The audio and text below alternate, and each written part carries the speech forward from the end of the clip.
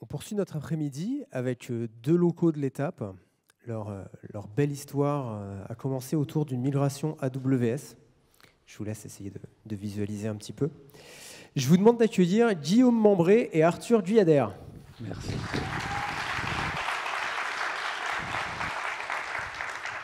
Bonjour à tous.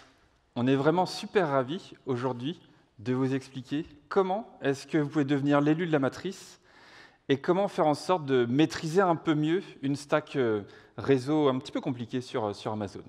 Je m'appelle Guillaume Membré, je suis consultant et formateur à Zenica Nantes. Bonjour, je m'appelle Arthur Guyader et je suis ingénieur sécurité chez RCA. Donc, RCA, qu'est-ce que c'est? C'est une entreprise de la tech nantaise qui produit des logiciels pour les experts comptables et leurs clients. On est présent sur le DevFest, sur le stand Charlie et la chocolaterie, donc n'hésitez pas à venir essayer de gagner une petite tablette de chocolat. RCA, c'est une entreprise qui produit un logiciel SaaS. Aujourd'hui, on a environ 150 000 clients et le nombre n'arrête pas d'augmenter tous les ans. C'est dans cette optique qu'on a cherché à changer de fournisseur d'infrastructure pour pouvoir gérer 300 000, 500 000 clients. Notre choix s'est tourné vers AWS pour les services managés, la scalabilité et la sécurité. RCA, c'est une PME de 220 personnes. Et ça va justifier un petit peu l'équipe qu'on a mis en place pour cette migration. On a commencé par construire une landing zone. Une landing zone, ça va être les fondations sur lesquelles on va venir déployer nos applicatifs. Et en gros, il y a 5 personnes qui ont été mises sur ce projet pendant 1 an. C'est assez intéressant de voir la composition de cette équipe, puisque c'était des personnes de l'équipe sécurité, de l'équipe infrastructure et de l'équipe des développeurs qui se sont mis sur ce projet. Dès le début du projet, on a eu une volonté de tout faire en infrastructure as code. Quand j'entends infrastructure as code, j'entends Terraform, GitLab CI, descripteur Kubernetes. Et on avait aussi une vraie volonté d'être sécurisé by design, c'est-à-dire qu'on va concevoir la sécurité dès le début, quand on va commencer à construire notre landing zone, et pas attendre la fin, la veille de la mise en prod, pour que l'équipe sécurité vienne dire non, non, non, on ne met pas en prod, il y a trop de failles de sécurité, ça ne va pas le faire. Donc au long de cette présentation, on va d'abord faire quelques petits rappels sur AWS. On verra ensuite comment on a construit une landing zone multi-compte avec une stack réseau sécurisée. On parlera un petit peu de service managé, d'authentification et d'autorisation. Et on finira avec une partie FinOps. Alors avant de se jeter tout de suite dans le bain, qui parmi vous a déjà plusieurs comptes sur Amazon et qui communiquent entre eux, parce que plusieurs comptes tout seul, c'est trop facile. Allez, 3 comptes, quelques mains très timides, un peu plus, 5 comptes, et plus de 10 comptes. Ok, super. En fait, pour ceux qui ont plein de comptes, vous savez que c'est vraiment compliqué, c'est vite un enfer en termes de gestion. On va vite voir comment est-ce que ça se passe. On vous a promis du Matrix, eh bien allez, on descend au fond du gouffre en suivant le lapin blanc. La documentation Amazon, elle est extrêmement riche pour définir comment est-ce que je peux construire justement plusieurs comptes les uns à côté des autres, les faire communiquer entre eux, comment gérer la sécurité entre tous ces éléments-là. Il y a vraiment 2 documents de référence, le AWS Well Architected Framework et puis le document de référence Security Architecture, qui définissent vraiment quelles sont les grandes lignes et la mise en œuvre que l'on peut faire avec tout ça. Pourquoi s'embêter à découper sur plusieurs comptes notre infrastructure? L'idée, c'est de limiter ce qu'on appelle l'effet de souffle. Si par malheur, je me fais hacker un compte pour une raison quelconque, eh bien, il y a de grandes chances que ça ralentisse grandement la progression de mes attaquants pour arriver sur le reste de mon infrastructure. C'est l'objectif premier, en fait, dans ce sens-là, c'est d'assurer une meilleure sécurité sur mon infra. Alors, on parle de compte, on a commencé un petit peu à en parler. Qu'est-ce que c'est en fait un compte? Un compte, il faut vraiment se projeter, c'est comme la matrice dans le film. Et Neo est dans la matrice au tout début. Il voit un certain nombre de bâtiments, de personnes, etc. Et donc, on va les assimiler à une belle pile réseau, une gestion des droits, ensuite une partie de services managés comme les services de stockage du bucket S3, par exemple, ou alors des VM. Les VM, on va les appeler les EC2, c'est le nom du service. L'idée, c'est que tout ça réside dans un compte. Donc, quand on parle de compte Amazon, c'est un regroupement de ressources. Et un compte, ce n'est pas comme on a l'habitude de voir sur « c'est mon compte Gmail » où j'ai accès à ma boîte mail. Non, vraiment, un compte, c'est un ensemble de regroupements logiques de ressources. Le monde extérieur n'a pas accès à ces ressources-là. Et après, dessus, sur ce compte-là, je vais avoir des utilisateurs. Neo est un utilisateur parmi tant d'autres. Pour ces utilisateurs, on va leur donner des droits IAM. IAM, c'est la partie gestion des droits qui va permettre d'associer un utilisateur avec des droits, et puis on va lui dire tu peux faire telle ou telle action sur ce compte-là. Donc là, ici, Morpheus a le droit d'accéder à un compte de hors prod, donc qui va héberger mon infrastructure qui est dédiée, comme son nom l'indique, à hors prod, et puis Neo sur toute la partie prod uniquement. Et Morpheus n'a pas le droit d'accéder à l'environnement de prod. Ça, c'est une approche qui est plutôt naïve en termes de découpe, de dire j'ai un compte prod, un compte hors prod. En fait, on verra qu'on va pouvoir aller un peu plus loin. La documentation Amazon fournit un ensemble de préconisations sur l'organisation de mes comptes, et en fait, je peux les regrouper entre eux, je peux leur donner une certaine arborescence. On va parler de AWS Organisation, qui est un premier service qui va me permettre de regrouper les comptes entre fonctions logiques qu'ils vont pouvoir avoir. Donc là, je vais avoir un regroupement qui s'appelle infrastructure, un autre regroupement qui s'appelle workload, par exemple. Workload, c'est le regroupement de comptes dans lequel je vais faire tourner mes différents produits, les produits que je développe.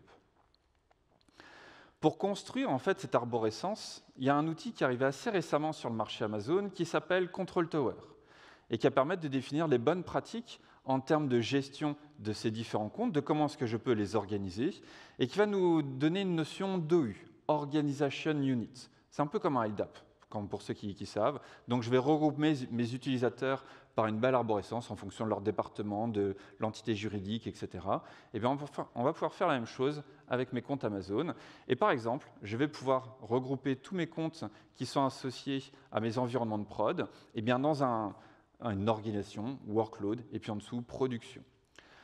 Control Tower permet également de créer une organisation unit qui s'appelle Security, dans laquelle je vais avoir un certain nombre de préconfigurations qui va être faites pour tous mes autres comptes et qui vont me permettre, par exemple, d'avoir toute la partie remonter toutes les actions que font mes utilisateurs sur la console Amazon et en ligne de commande et qui va remonter directement dans cette OU Security. Donc on a une préconfiguration de tous les comptes qui vont dans ce sens-là. Donc là, c'est un petit peu de magie qui fonctionne plutôt bien.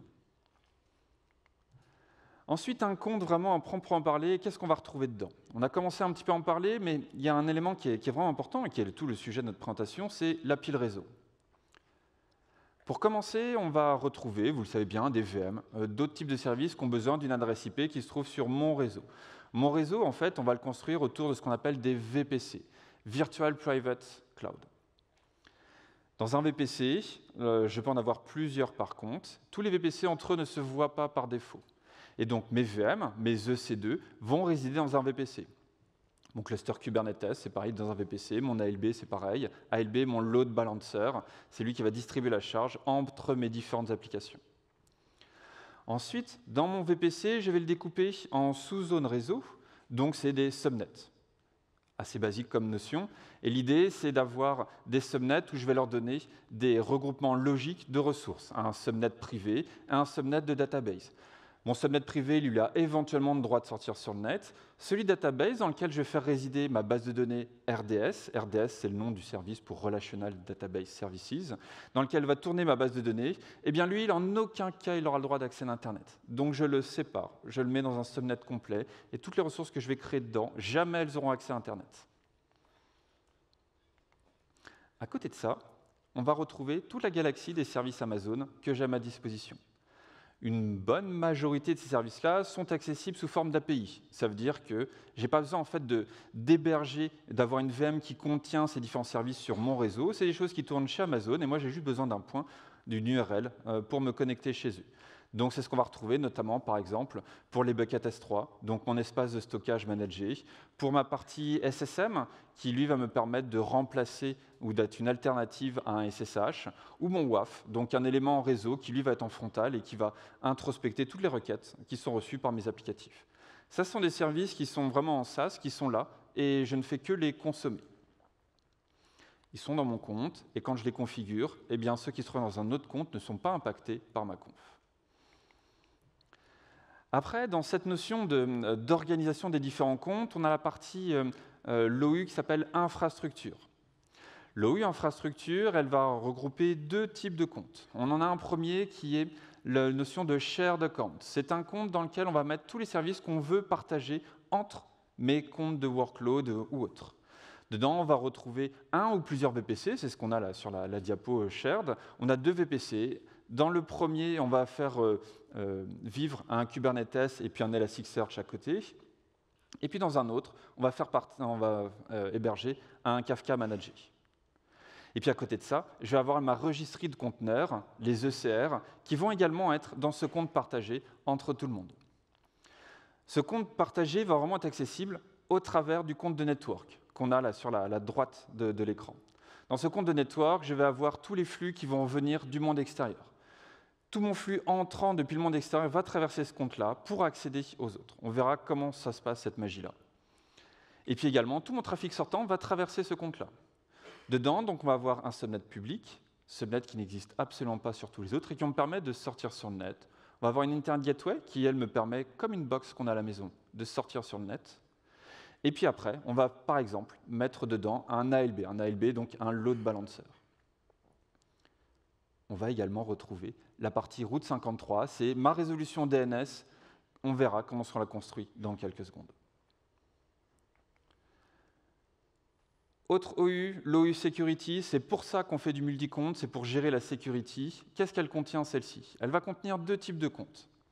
Log Archive, c'est un compte dans lequel je vais avoir la remontée des logs de plein de services Amazon. Autant les activités qui sont faites par mes utilisateurs sur l'utilisation de la console ou la ligne de commande, donc c'est le service CloudTrail qui remonte tous ces logs là-dedans, de tous mes comptes.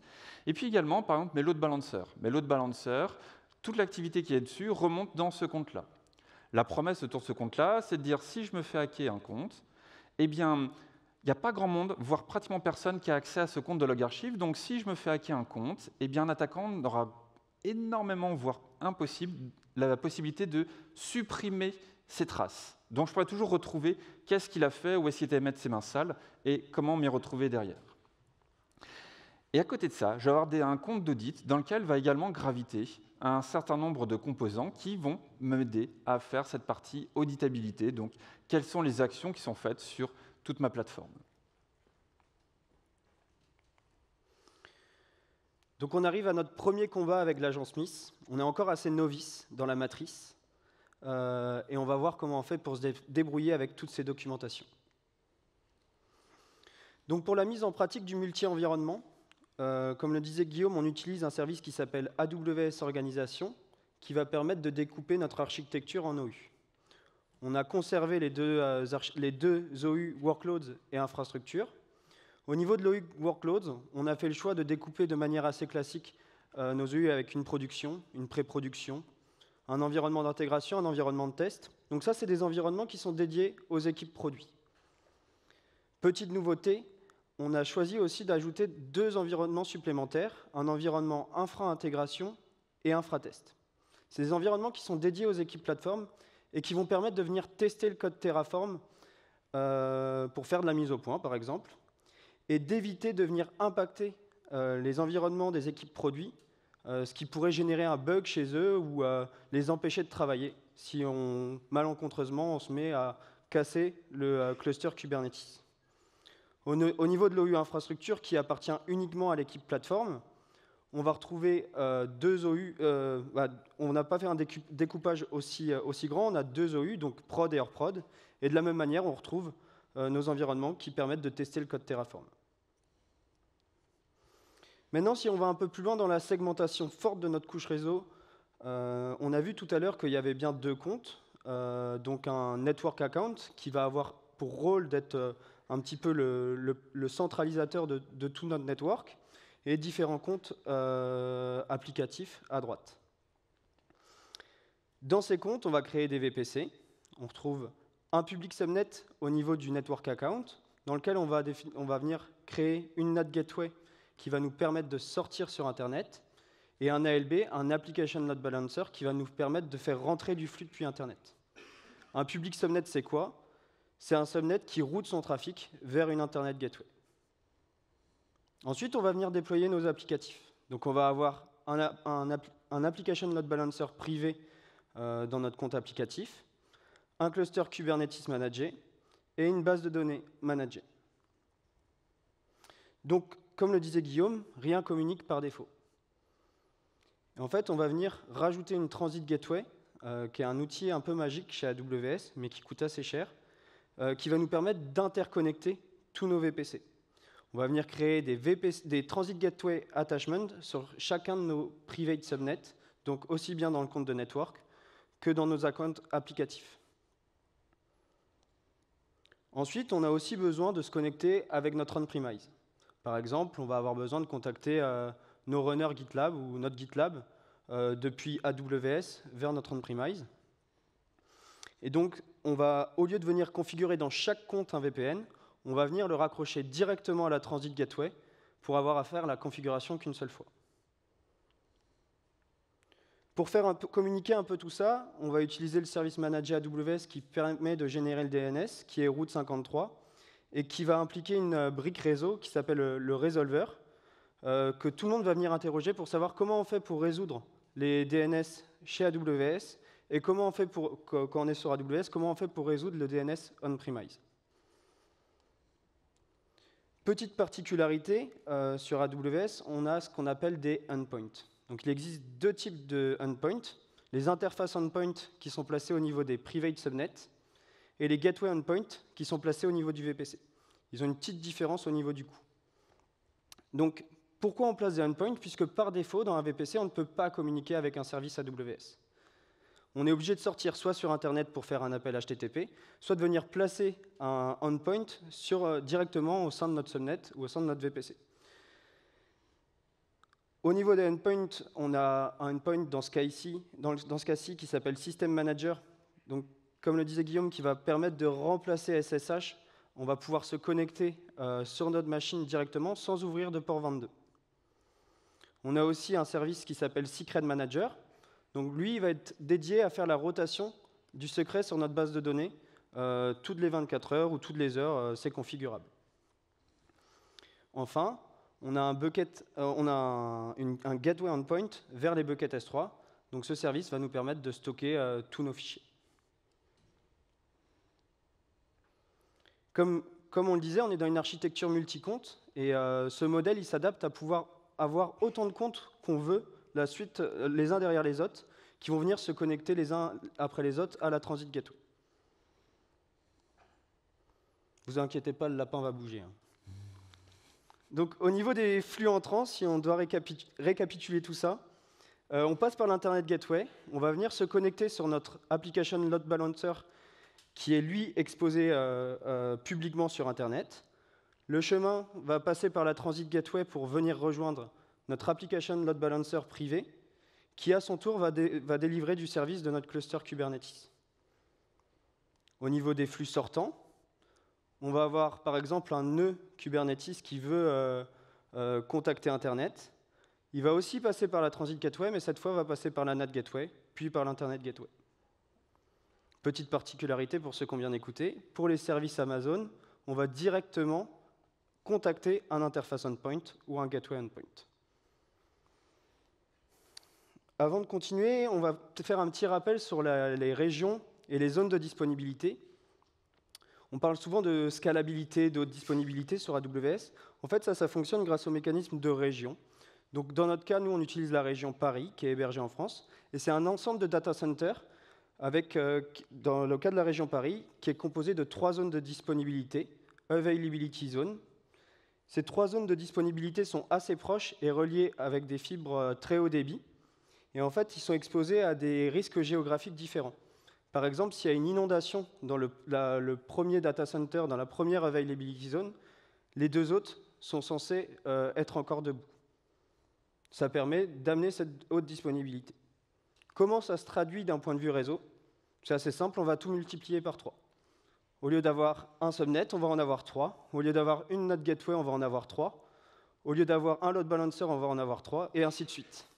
Mais du coup, ça a un gros incident sur les coûts de notre infrastructure, puisque tous les coûts sont multipliés par 3. Alors pour continuer, quelle pilule va-t-on choisir en fait? Est-ce qu'on va basculer sur le monde obscur avec que des services managés, ou au contraire, est-ce qu'on va continuer à travailler avec que les choses qu'on fait nous-mêmes à la main?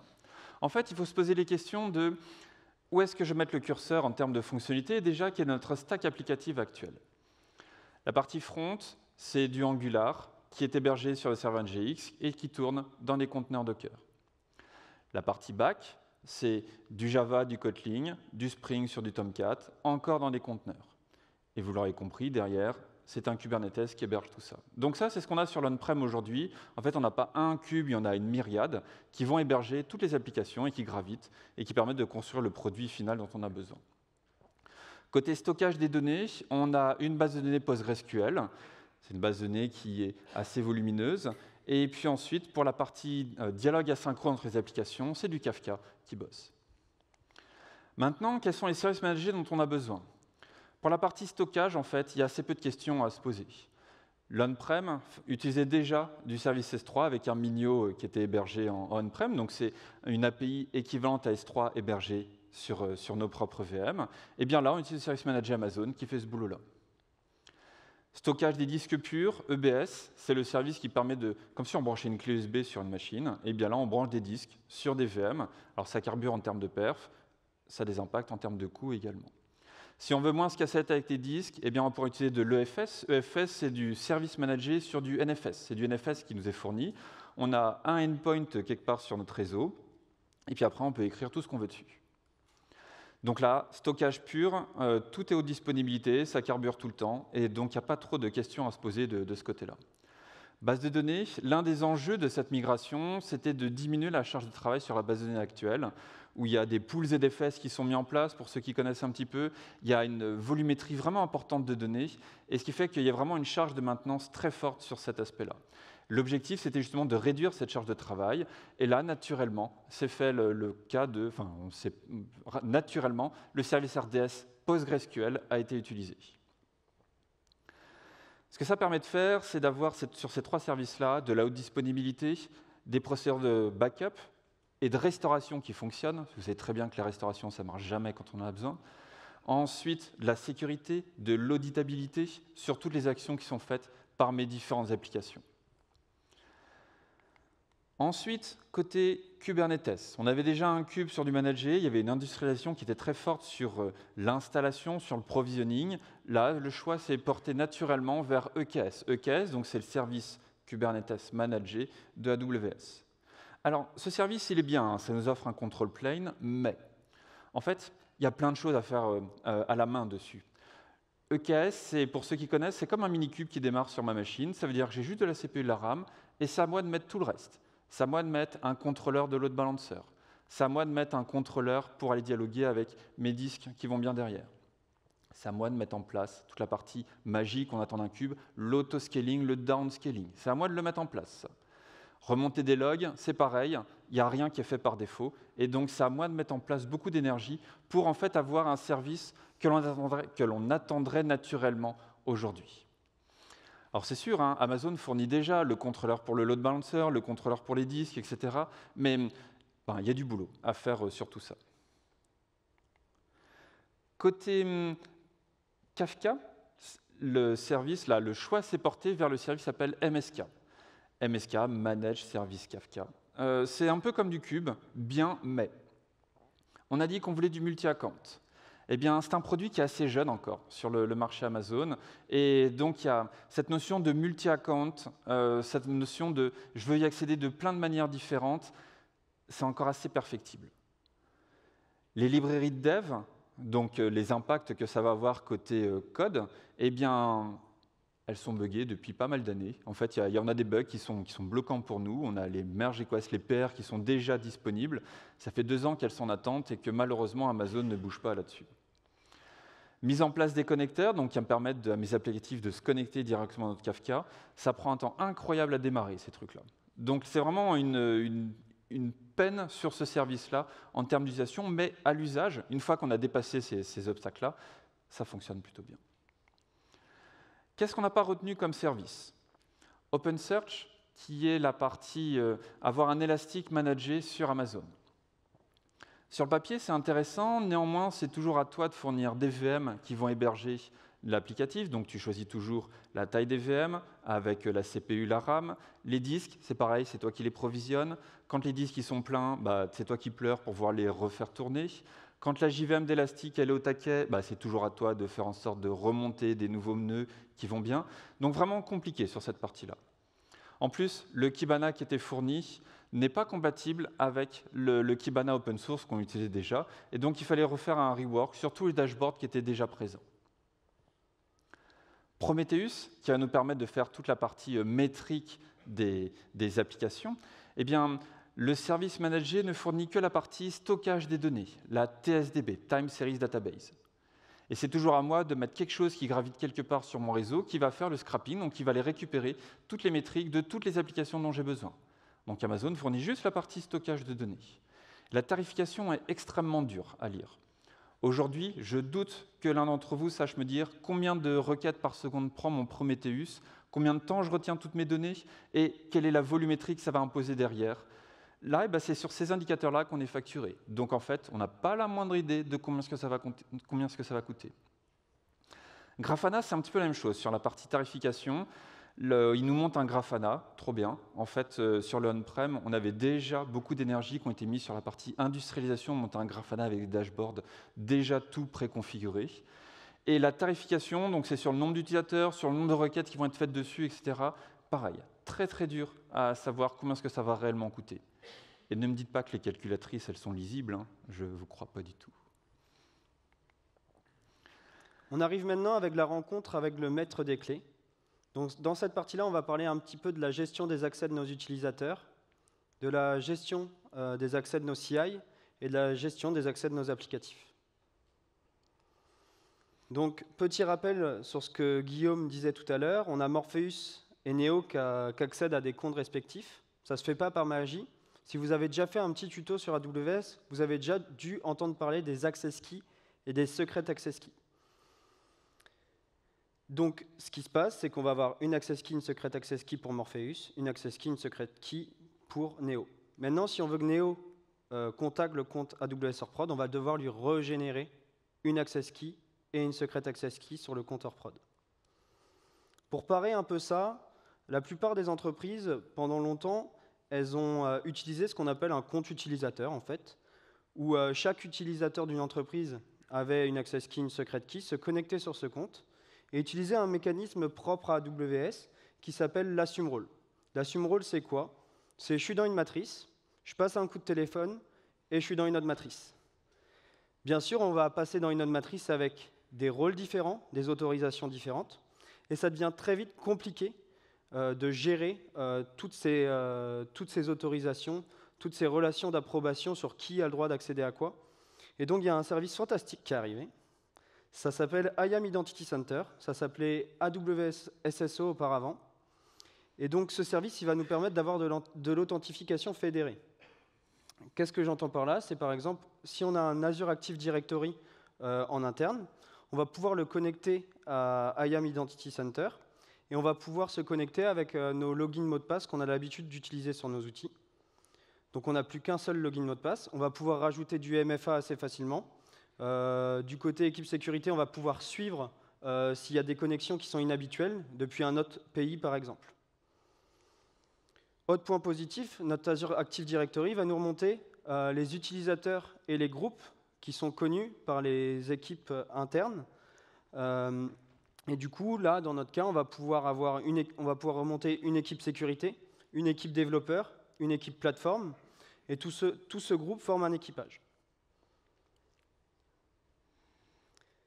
Cet équipage, on va vouloir lui donner des droits. comment ça se passe? Dans IAM Identity Center, on va avoir ce qu'on appelle un permission set. Le permission set que vous voyez ici, c'est Administrator Access. Qu'est-ce que c'est un permission set? C'est une suite d'autorisations. Par exemple, lister le nombre de VM qui sont présentes dans mon compte, stopper une VM, lister le nombre de fichiers que j'ai dans un bucket S3. Et donc, un permission set va vraiment prendre son sens quand on va l'associer avec un compte. Dans le cas, donc, comme je le disais, on a besoin d'un groupe, d'un permission set, d'un compte, et quand on associe ces trois choses, on forme une autorisation. Le compte est interchangeable, et ça nous permet d'avoir une standardisation au niveau de la gestion de nos autorisations. Comment on a fait pour gérer nos accès ensuite? Donc, si on reprend un petit peu les comptes qu'on a vus tout à l'heure, au niveau des comptes de prod et de pré-prod, on a vraiment voulu être assez strict dessus. Donc, on a donné le permission set View Only Access. Qu'est-ce que ça veut dire View Only Access? C'est qu'on va pouvoir accéder à la ressource, mais pas à la donnée. Par exemple, si on prend une base de données, on va pouvoir voir qu'on a une base de données, que ces disques sont saturés, par exemple, mais en aucun cas on pourra accéder à la donnée à l'intérieur et voir les données clients. Pour nos autres comptes, on a donné l'accès read-only à tout le monde, donc c'est un read-only classique. On va pouvoir afficher les ressources, afficher les données, pour débugger par exemple. Pour les équipes plateforme, je le disais au début, on a les environnements infra-integ et infra-test, auxquels on a donné le permission set Power User Access. Donc ça, c'est un permission set qui permet de donner l'accès à toutes les ressources, sauf au service IAM. Pourquoi on fait ça? C'est pour éviter d'avoir de la persistance d'utilisateur et que quelqu'un crée à la main un utilisateur qui échapperait à notre surveillance, puisque ça reste un compte sensible qui est connecté avec notre on-premise. Sur la sandbox, sur les comptes de sandbox, qui sont eux totalement isolés de notre infrastructure, on a donné à tout le monde l'accès Administrator Access pour pouvoir effectuer des POC, tester des nouvelles features AWS. Par contre, on n'est pas fou. Plus haut au niveau de notre organisation, on applique ce qu'on appelle des SCP pour éviter que quelqu'un crée une machine qui nous coûte 500 € par jour, par exemple. C'est assez figé comme modèle, surtout quand il y a un incident en prod. Du coup, on s'est dit, on va peut-être pas laisser les choses comme ça, on va proposer une solution apportant un peu de flexibilité. Du coup, on a un projet interne qui s'appelle Temporary Access Request, qui va permettre aux développeurs, aux équipes plateforme, tout le monde doit passer par ça. Il va permettre de faire une demande d'accès temporaire. Donc ça passe par une MR sur GitLab. On va créer un fichier avec une date d'expiration qui ne doit pas excéder 24 heures. L'email de la personne qui veut une autorisation, le compte sur lequel elle veut un accès et l'accès qu'elle a besoin. Cette MR, elle doit être approuvée par 2 personnes. Et une fois qu'elle est mergée, on a des pipelines qui passent et qui vont donner l'autorisation. Ça nous évite d'avoir du shadow IT, puisque si on essaye de trop limiter les gens, ils vont forcément trouver des moyens détournés, alors que là, on a une vraie traçabilité sur tout ce qui se passe et sur toutes les autorisations qui sont données sur nos comptes. Au niveau des accès de la gestion de nos CI, on retrouve une arborescence GitLab ici. On a découpé, au même titre que nos OU, la décomposition de notre GitLab en venant placer des access keys et des secret keys, puisque, comme je le disais, on est en dehors d'AWS dans le cas de notre GitLab. Donc, on est obligé de passer par ce mécanisme. On va venir placer des access keys et des secret keys sur nos projets avec une différenciation entre la prod et le hors prod. Et toutes ces clés, il y a une rotation qui est effectuée toutes les 24 heures avec un script Python qui se connecte à l'API GitLab et à l'API AWS. Donc voilà comment on gère nos accès de nos CI. Pour l'accès de nos applications, si on parle un petit peu de comment on fait par exemple pour gérer l'accès à nos bases de données, on va donner des instances profile. C'est des rôles qu'on donne à nos pods, nos applicatifs. Et avec ce rôle, ils vont pouvoir venir contacter la base de données. Ils vont interroger la base de données et vont lui dire « Est-ce que j'ai accès à la base de données avec cet utilisateur ?» La base de données, elle va faire une analyse, elle va dire oui ou non, elle va lui renvoyer une clé qui a une durée de validité de 15 minutes. Ça demande des légères modifications au niveau des applicatifs pour embarquer le SDK AWS, mais ça se fait assez bien et on a un vrai gain en sécurité puisque tout est géré dans IAM, le service de gestion d'identité d'Amazon. Alors après, là, c'est la douche froide. En fait, on va rencontrer l'Oracle Et puis, elle va nous raconter, en fait, elle va vraiment nous ouvrir les yeux sur ce qui se passe réellement derrière. Et en fait, la douloureuse, c'est la facture à la fin du mois. En fait, c'est sur Amazon, absolument tout est facturé. Et tout, on pourrait continuer à s'écrire sur le bras, tellement il y a de choses qui sont facturées dessus. En fait, les tarifs, ils dépendent notamment des régions, par exemple. Paris, le tarif est plus élevé, 10% plus élevé que l'Irlande, qui est légèrement plus élevé que la Virginie. Virginie, c'est le gros data center de Amazon. Il y a 6 zones de disponibilité. Il y a 2 AZ en plus qui sont dédiés à leur gouvernement. C'est un énorme data center et là, c'est là où tous les nouveaux produits sortent dessus. Donc les tarifs sont vraiment intéressants là-bas. Mais RGPD, tout ça, pareil.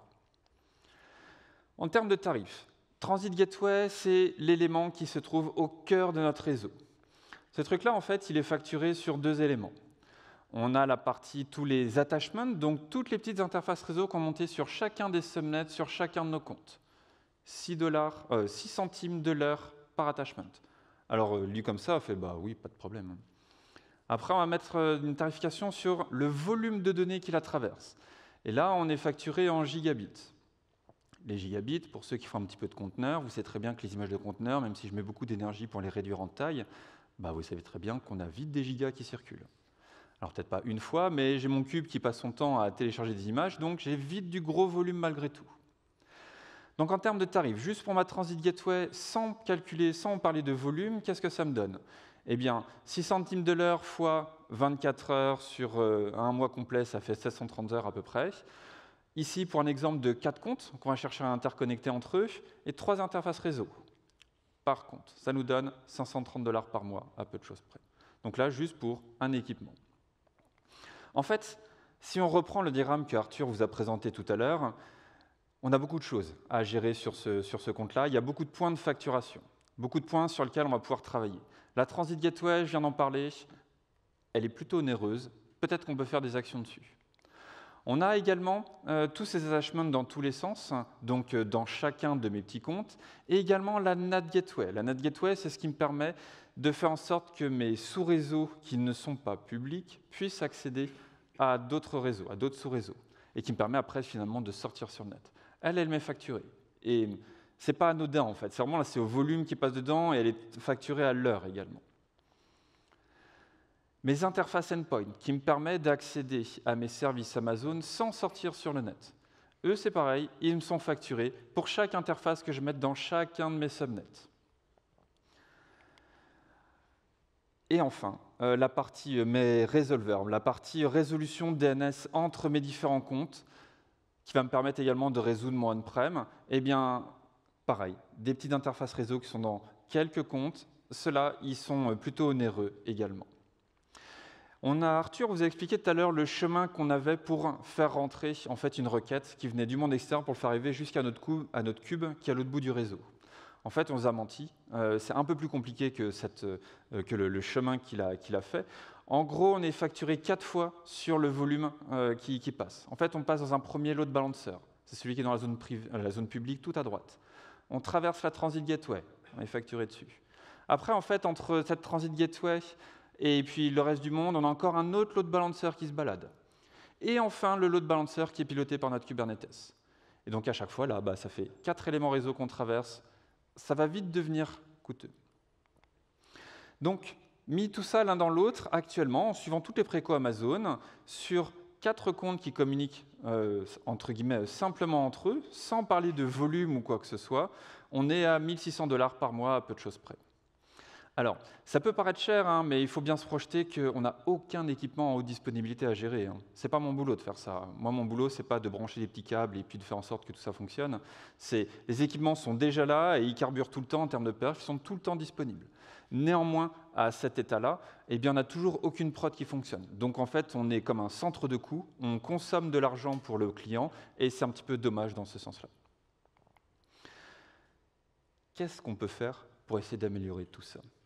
Là, on va commencer à se battre un peu plus fort avec l'agent Smith et on va essayer en fait d'optimiser certaines parties. Donc les optimisations qu'on va pouvoir faire, c'est travailler sur cette Transit Gateway, d'essayer de couper le maximum de liens entre les différents comptes, et également cette NAT Gateway qui permet à nos applicatifs de communiquer avec le monde extérieur. On va travailler dessus et en fait, on va faire deux choses. On va faire ce qu'on appelle du VPC peering. On va dire en fait, tel VPC a le droit de communiquer avec tel autre VPC qui est dans tel autre compte ou même dans le même compte. La Transit Gateway, son boulot, c'est de simplifier tous ces échanges. En termes de conf, en fait, c'est super facile avec une Transit Gateway. On a plein d'attachements d'un côté, on va pouvoir définir des routes qui vont aller d'un VPC à un autre, et c'est tout. Et après, tout est propagé automatiquement sur tous les réseaux. C'est vraiment la vraie magie, c'est son énorme plus-value. On peut s'en passer en disant explicitement tel VPC a le droit de communiquer avec tel autre. Par contre, c'est toujours à moi de mettre, comme je m'en passe, de mettre un peu plus d'énergie pour mettre à jour des tables de routage. Et c'est là où ça peut devenir un peu vite compliqué. La NAT Gateway également, elle va sauter. On a une particularité au niveau de la Transit Gateway, c'est qu'elle nous permet de simplifier un peu un schéma d'archi, la notion de transitivité des VPC, pour ceux à qui ça parle. Eh bien, en fait, on va devoir le remplacer, cette NAT Gateway, par un proxy sortant. Donc ça, c'est une EC2, une VM qui tourne, alors une ou plusieurs VM, et qui vont me permettre de faire circuler tout mon trafic sortant. Elle a un deuxième effet qui se coule sur ce proxy sortant, c'est qu'on va pouvoir faire une partie liste blanche de tout ce qui sort comme flux. On peut vraiment faire la traçabilité, chose qu'on n'avait pas auparavant ou plutôt difficilement. Là, c'est facile, c'est un proxy comme vous avez l'habitude d'en utiliser un. Et puis dessus, on va pouvoir mettre des listes blanches et voir qui fait quoi à quel moment. La Transit Gateway, donc maintenant, on va l'utiliser plus que pour faire la communication avec le on-prem. Il n'y a plus que ça qui va passer dedans. Donc en termes de flux, on va vraiment grandement diminuer toute la partie facturation en termes de volume. Et ça, c'est vraiment intéressant. On va continuer à travailler sur les interfaces endpoint. Donc c'est nos points d'accès réseau qui nous permettent de contacter des services Amazon sans passer par Internet. Typiquement, pour System Manager, qui nous permet de remplacer SSH, eh bien, plutôt que de sortir sur le net et puis de faire tout le tour, eh bien, ce endpoint, donc il est dans mon subnet et il se connecte directement. Il me permet de me connecter directement à mes VM. Chaque endpoint est facturé. En fait, on va les mutualiser. On va les mettre dans notre compte de network pour faire en sorte de n'en avoir autant, x3 de comptes, eh bien, on va les avoir que dans un seul compte. Par contre, pour faire ça, en fait, on va mettre en place ce qu'on appelle du DNS menteur. On va apprendre à Route 53 en fait, pour lui dire, en fait, le endpoint que tu voulais, il n'est pas dans ce compte-là, il se trouve là-bas ailleurs. Donc là, il y a de l'ingénierie à mettre. Alors, ce n'est pas du hack ou quoi que ce soit, hein, mais il faut faire de la conf. Là où hier, c'était magique, eh bien, en faisant ce type de mise en place, il y a un petit peu de charge également en jour-homme pour reconfigurer ce service Route 53. Secret Manager, par contre, lui, on va bien le laisser au plus proche de la base de données. On a dit en fait que ce subnet de database n'avait pas le droit de communiquer avec le reste du monde. Et on va continuer sur cette lignée-là. Donc, on a déjà optimisé la partie SSM et d'autres services, mais pour le subnet de database, on va conserver cet accès privilégié vers la rotation des secrets vers Secret Manager. Oui, ça nous coûte, mais néanmoins, c'est le prix de la sécurité. Le Gateway Endpoint vers S3, en fait, lui, il n'est pas facturé. C'est l'un des rares éléments réseau qui n'est pas facturé. Et donc, on va le laisser tranquille dans le VPC. Il nous coûte vraiment 0, donc c'est plutôt cool. On ne va pas se casser la tête dessus. Pour la partie flux réseau entrant, on a dit que mon flux réseau, donc mes requêtes qui proviennent du monde extérieur, je dis elles étaient facturées 4 fois. Donc là, on va pouvoir travailler dur dessus, supprimer cette succession de load balancer pour arriver jusqu'à mon applicatif. Et là, on va ajouter un subnet public sur tous nos comptes qui ont besoin d'être accessibles depuis le monde extérieur. On va ajouter un load balancer, donc mon ALB, et c'est mon cluster cube, mon cluster Kubernetes, qui va piloter ce load balancer pour mettre dedans mes règles de routage qui vont bien. Donc ça me permet de faire tout mon flux entrant vers mon Kubernetes. Par contre, mon flux sortant, lui, il fait toujours le même chemin. Il repasse toujours par mon VPC peering, mon compte de network et mon proxy pour sortir. Donc ça ne change pas. Le flux sortant, quand on parle de flux sortant, c'est mon applicatif contact à un partenaire externe. Ce n'est pas le retour de ma requête que je viens de faire lorsque je viens de la traiter. Donc ça va nous permettre d'avoir déjà un petit peu de remaniement à faire sur notre pile réseau quand on met tous ces éléments-là mis bout à bout. Un autre point important, lorsqu'on commence à réfléchir sur les coûts, c'est qui bosse sur les environnements. Sur les environnements hors prod, eh bien, si on les laisse s'allumer uniquement de 7h à 19h, du lundi au vendredi, on économise 65% de factures par rapport à si c'est allumé H24. Et ça, c'est quelque chose sur lequel on va vraiment faire un effort, c'est d'éteindre, de couper le plus de choses possible sur les environnements hors prod. On va également chercher dans cette lignée-là à, comme je vais couper les environnements, sur mes nœuds cubes, enfin sur mon Kubernetes, je vais essayer de supprimer tous les nœuds la nuit. Il y a du boulot pour faire ça. Il n'y a rien de magique avec Kubernetes, il faut mettre des contrôleurs qui font ce boulot-là, etc. Mais globalement, on y arrive. Et ce que ça me permet, donc, c'est de ne plus être facturé sur mes VM, qui vont donc mes nœuds Kubernetes la nuit. Néanmoins, comme c'est un service managé EKS, eh bien, je suis toujours facturé sur le control plane. Le control plane, c'est la partie prise de décision sur l'état de mon cluster. Ça, que j'ai 0 ou 1000 nœuds, chez Amazon, ça coûte toujours la même chose. Donc, j'ai plus de nœuds qui font tourner mes applicatifs la nuit. Néanmoins, j'ai toujours ce truc-là qui m'est facturé. On va pouvoir faire la même chose sur nos bases de données RDS. On va pouvoir couper les VM qui font tourner notre base de données. Je suis toujours facturé sur le stockage. Que j'ai une ou plusieurs VM qui servent ma base, mon stockage, il est toujours en cours d'exécution. Enfin, mon stockage est toujours facturé. Arthur vous a dit qu'on avait les environnements infra-integ, infra-test, qui nous permettent de faire la mise au point de tous nos scripts Terraform. Et pour ça, eh bien, en fait, on travaille sur des feature branches dans Git. Ça va être associé à des environnements au sens GitLab. Et quand une branche n'a plus d'activité depuis 48 heures, eh bien GitLab va se réveiller et lance un Terraform Destroy. Donc toutes les ressources que j'ai pu créer sur cette branche-là vont être entièrement détruites. Donc là, c'est pareil, ça me permet de libérer des ressources assez rapidement. Toutes les semaines, on a un point également pour faire la revue des coûts de ce qui s'est passé sur les dernières semaines et de s'assurer qu'on n'a pas débordé par rapport à nos coûts traditionnels. Puis également, peut-être de planifier ce qui va arriver. Enfin, on va pouvoir faire un effort également sur certains types de VM, utiliser des VM avec des processeurs Graviton. Donc c'est ce qu'on a dans nos téléphones portables. Processeurs ARM qui sont assez peu consommateurs d'énergie et donc qui vont nous permettre de gagner un peu sur cet aspect-là. Qu'est-ce que ça nous donne en fait, tous ces optimes-là? D'un point de vue coût pur, en fait, on divise la facture à peu près de 70%. Donc pour toute ma pile réseau, une fois qu'on a en fait tordu le modèle qu'Amazon nous préconise, on a en fait un coût mensuel qui est de $500 versus 1600 auparavant. Donc ça va vraiment être intéressant. Par contre, il ne faut pas oublier que derrière, il y a la charge jour homme pour mettre en place tous ces aspects-là. Donc ça va vraiment nous permettre de... En fait, cette économie ici nous a permis de financer les nouveaux comptes dont on avait besoin pour fonctionner. La conclusion de tout ça, c'est quoi? La construction d'une pile réseau, en fait, c'est des questions qu'on doit se poser dès la partie où je vais commencer à créer ce qu'on appelle donc notre landing zone. Donc c'est la zone d'accueil de mes applications. C'est quelque chose qui est super stratégique et refaire du rework dessus par la suite, c'est vraiment compliqué. On a la chance en fait de pouvoir le faire plusieurs fois, d'itérer, de faire des mises au point, d'améliorer cette partie-là pour aller dans cette optique de réduction des coûts. Beaucoup d'essais, beaucoup d'apprentissage. Pendant des jours, j'avais plus de réseau parce que le résolveur était mort et que, en fait, il y a une courbe d'apprentissage aussi qui est non négligeable à avoir en tête. On a mis beaucoup d'IAC, donc d'infrastructure as code, pour faire en sorte que tout ça puisse fonctionner de manière automatisée. Lorsque c'est en place, ça carbure.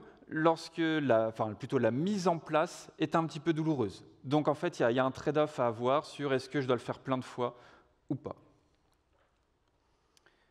Au niveau de la découpe des environnements infra-integ, infra-test, on a remarqué que ça facilitait vraiment les changements et ça permettait vraiment d'aller plus vite.